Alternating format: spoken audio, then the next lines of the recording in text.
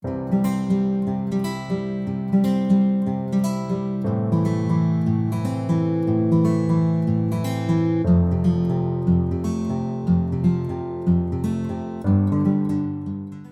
ora everyone, welcome back to the channel and to a flip through of a new colouring book to my collection.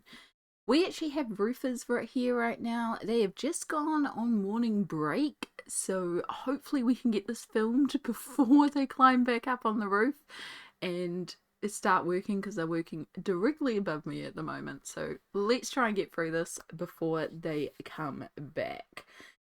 So this is the Hobbit colouring book. I saw both the Hobbit and the Lord of the Rings colouring book as recent releases, and I knew I would want to grab both of them. The Hobbit became available first, so this is the one I grabbed. I do have the Lord of the Rings one on my wish list, and when it becomes available and hopefully at a good price, I think I'll be grabbing that one too, because I really adore both the Lord of the Rings and the Hobbits. I like fantasy, and I just feel like this is another good book to add to my collection, to my nerdy television movie slash book section.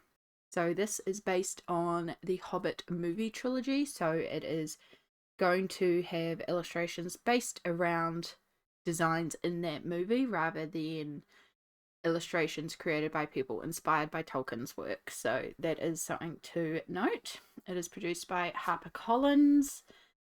Here is the ISBN if that helps anyone. So you can see that this is a smaller style book. For comparison, I have The Magical Christmas by Lizzie Mary Cullen. This is your standard sort of, I think they're 11 inches, same as Kirby, Joanna, your standard square book. And so that should give you some size comparison. So it's not quite as tall and it's definitely not as wide. Yeah, let's get into this. We just have a blank starting page except for the title, and then we get into the information page. HarperCollins publishers, so this one was published in the UK, I think. So just all the copyright information. Nicolette Cavan is the illustrator of this work, with graphic elements courtesy of Warner Brothers Entertainment. So that'll be like the logo of the movie and stuff like that. But the actual illustrations are done by Nicolette Cavan. Printed and bound in Italy. There we go. And no information about the paper thickness. We have got our white crisp paper. There is a little bit of body to this. I would say it's not Amazon paper. It's not as thick as I would like, but it's not Amazon paper, so that is a good start. I wouldn't put it as thick as, say, the new Kirby's, or I'd have to feel through my collection to see if I had anything at this thickness. It will be enough that I know that I could put a little bit of water media on here, but I would expect some buckling. It's got a little bit of tooth, so pencil should be absolutely fine on here. And I believe this is single-sided, so you could get away with markers as well, I believe. We have a bit about the journey. And now we get into the actual pictures. So we have information about the character, in this case Bilbo Baggins on the side, with some little elements with it. And then we have a picture of Bilbo himself. And so yes, if you don't mind sacrificing this information page, you could use alcohol markers because it is a single-sided. So I've got 4 in here. Warren, I probably am going to butcher all these names. I butcher regular names, let alone fantasy names. We don't actually have a lot of background here, which leaves it open to do just some sort of abstract splatter and not color the background, or create your own background. I would be likely to pull out maybe some colors, some iridescent watercolors, and just do like a splatter effect coming out or something like that. And there we go. There we have Gandalf. So Gandalf does have a bit of a background behind him. Make sure I actually keep this in frame. I have a tendency to the free trolls. I do like the fact that we have like quite a bit of variation in line thickness. I feel like it adds a lot of dynamicness to the characters with that big bold outline and then the finer details on the inside. Alan. So yeah, it looks like we get some with backgrounds and some without, which could be quite fun to color. Legolas. So yeah, just doing something like some water-soluble crayons, or you could black it out with acrylic paint, or you could use like gouache and actually practice doing like a little bit of like a landscape in the background or watercolor, or you could just leave it blank. Like there's no reason why the background couldn't be kept white. If you have some scrapbooking paper too, or some printed paper that's maybe like a paper with like a fine leaf motif, you might even be able to sort of cut around the edge of this and then put that piece of paper in to represent a background, and you could collage it.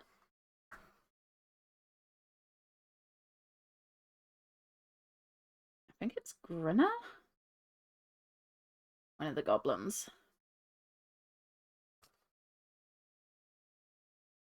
Dwalin.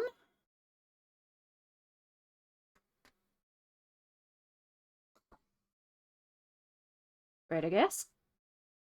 Of course, Lord of the Rings and The Hobbit are kind of still a big thing here in New Zealand because, of course, we have Hobbiton and it does make up a portion of our tourism. So I have never actually been to Hobbiton. I keep meaning to, but also to access Hobbiton, it's not the most accessible with a walking frame. So, and they do indicate on their website that there is a little bit of walking. So, but it's not too far from me. So one day I would like to go to Hobbiton. The Great Goblin King. Ori.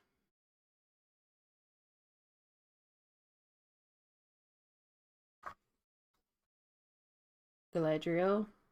So that might be real fun to do. So like a abstract watercolor smoky cloud background or something like that. Or even just like iridescent silvery white, or I don't know, you could have a lot of fun with that to play on Galadriel. The Master of Lake Town.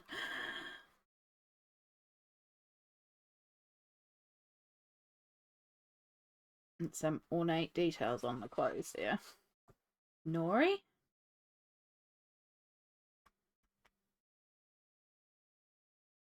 And Gollum.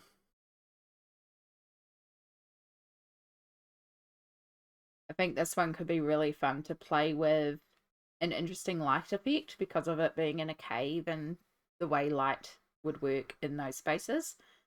So having like a certain illumination across his face could be really fun to play with.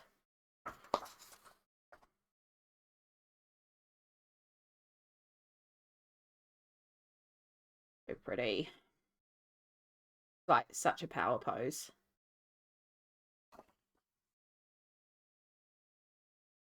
Sorry.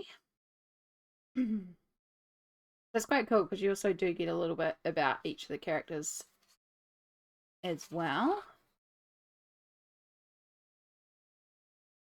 Zog.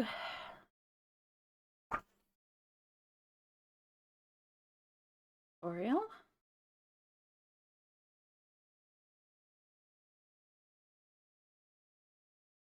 There's actually quite a few pages in here too as well.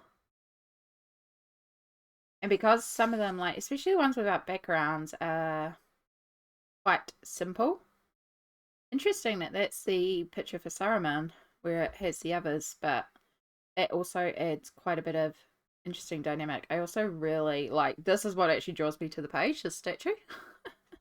This carving in the pillar, that would be really fun to play with. But it's meant to be about Saruman. Could have been a better picture for Saruman.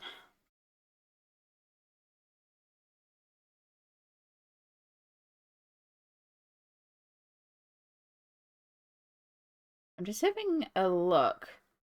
I think there's a spelling mistake in here. Because it's Bard the Bowman. Bard to be a kind and decent man. Bad agrees. And me and my brain went straight to here and I was like, hang on, why does it say bad? That's interesting. I wonder if there's someone I can contact and be like, hey, is this a spelling mistake? Who proofread this book? Ooh.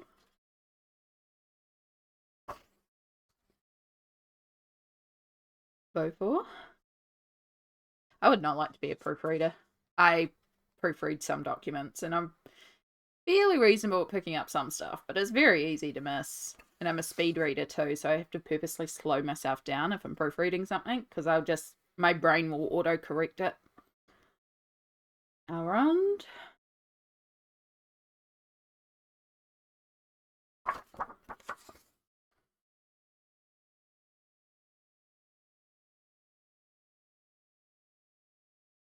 I think it's Baron? Baron?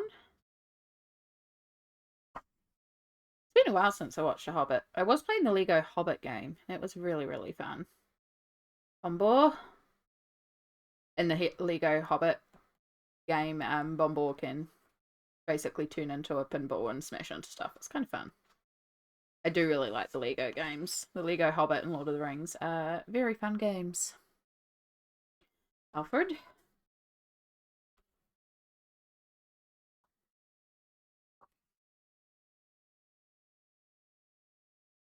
Oh, I hear vans, which means the roofers might be back from their morning break. Try and wrap this up before they get on the roof. Gilly. Ooh, stay in place.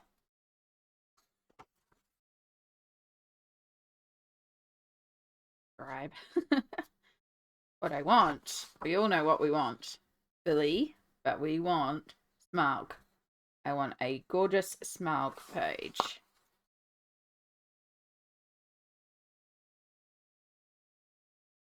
There'll be a great opportunity to practice colouring like different textures of clothing and stuff, and pulling out some movie references I think will also help, because you could look at the actual movie references and the colours used and stuff like that. So I think this is going to be quite a fun one to colour. Oh, the kids.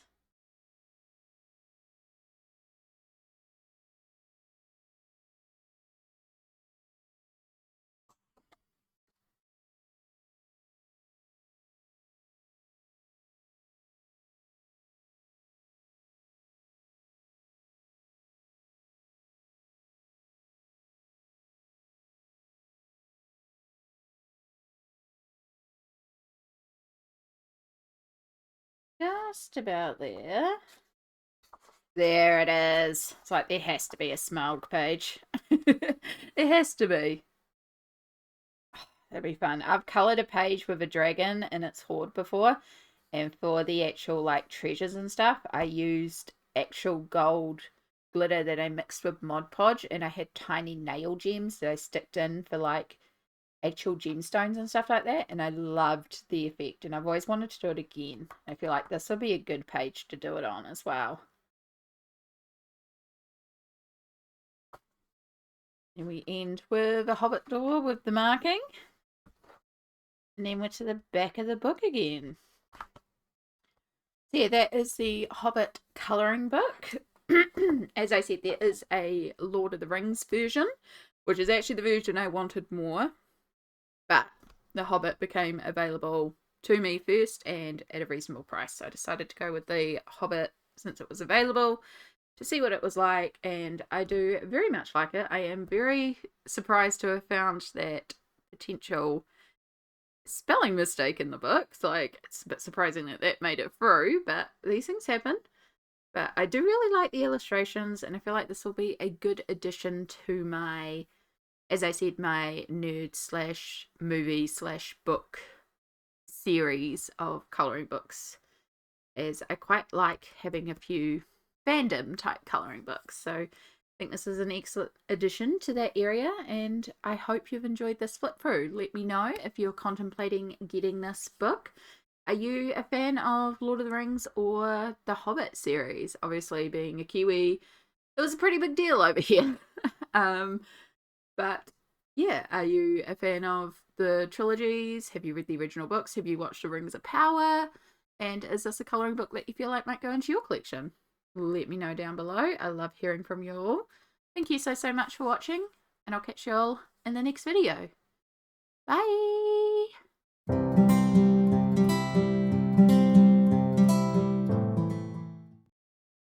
Yes, we might have just beat the roofers.